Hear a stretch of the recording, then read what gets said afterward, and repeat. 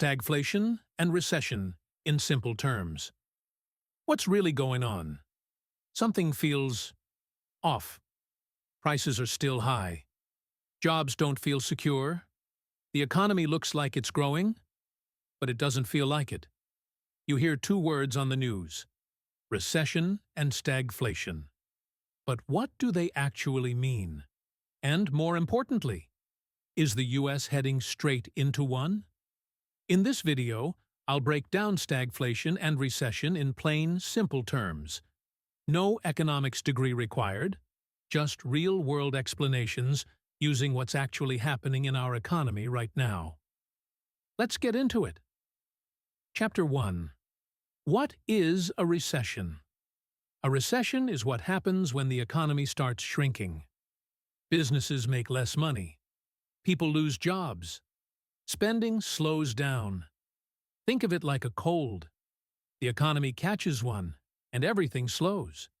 Usually, recessions are caused by rising interest rates, falling demand, or financial shocks. The most common sign of a recession? 2 straight quarters of negative GDP.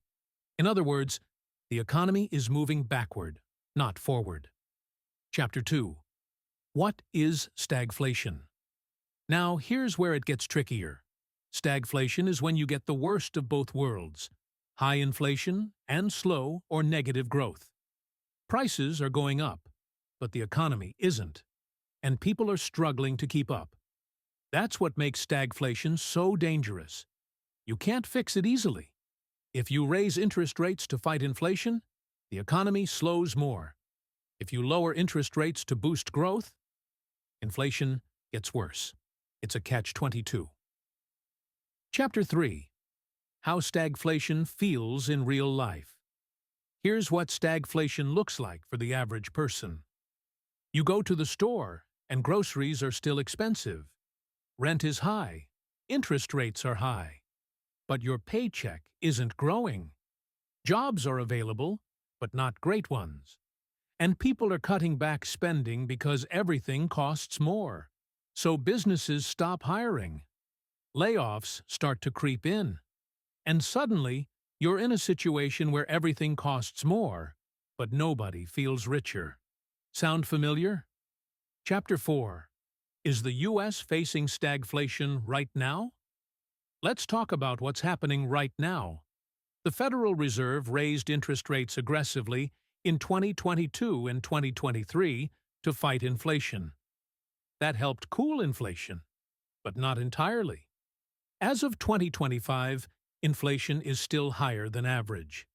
Rent, groceries, insurance, and energy are still squeezing families. At the same time, growth is slowing down. Some industries are laying people off. Consumer debt is at record highs, and real wages, after inflation, are mostly flat. So yes, while we're not in an official recession, we're in a dangerous spot: slowing growth and persistent inflation. In other words, the early signs of stagflation. Chapter 5. Why is stagflation so hard to fix? Normally, if the economy slows down, the government steps in. They cut interest rates, give people money, or pass stimulus bills. But if inflation is still high, doing that just makes things worse. It's like trying to fix a fever by wrapping yourself in a blanket. You make one problem better, but another worse. That's why policymakers get stuck. And that's why stagflation can drag on for years. We saw this happen in the 1970s. It took almost a decade and a lot of pain before inflation finally came down. Chapter 6. What can you do?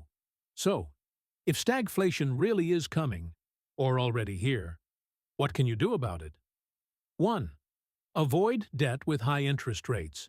Credit cards, car loans, these get more expensive fast. 2. Invest in things that hold value, like cash-flowing assets, inflation-resistant stocks, or even skills that let you earn more. 3. Be cautious with spending. If prices stay high, saving today could mean breathing room later. 4. Stay informed. The people who understand what's happening always come out ahead. Final thoughts. Here's the truth. Recession is bad. But stagflation? It's worse, because you feel stuck no matter what you do. The economy doesn't crash all at once. It wears you down, slowly. Higher prices, slower growth, less opportunity. And that's what makes this moment so important. If we are heading into stagflation, the decisions you make now will matter more than ever. Thanks for watching Finance Related 101. If you found this helpful, hit the like button and subscribe for more real-world economic breakdowns. Leave a comment below. Do you think the US is already in stagflation, or is this just a rough patch? Let's talk about it.